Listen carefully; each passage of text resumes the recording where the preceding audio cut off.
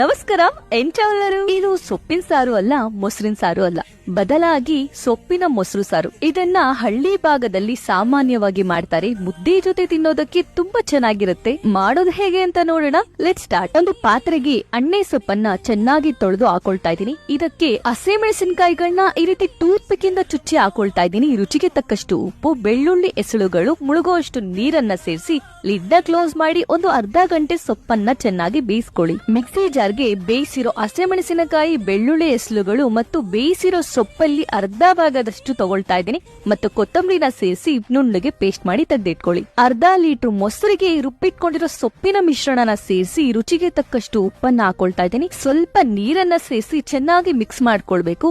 ಉಳಿದಿರೋ ಸೊಪ್ಪನ್ನ ಇದಕ್ಕೆ ಹಾಕಿ ಕೈಯಿಂದ ಚೆನ್ನಾಗಿ ಕ್ಯೂಚ್ಕೊಂಡು ನಂತರ ಇಂಡಿ ಆ ಸೊಪ್ಪನ್ನ ಒಂದು ಉಂಡೆ ಮಾಡಿ ತೆಗೆದಿಟ್ಕೊಳ್ಳಿ. ಹಳ್ಳಿ ಭಾಗಗಳಲ್ಲಿ ಇದನ್ನ ತಿನ್ನೋ ವಿಧಾನನೇ ಹೀಗೆ.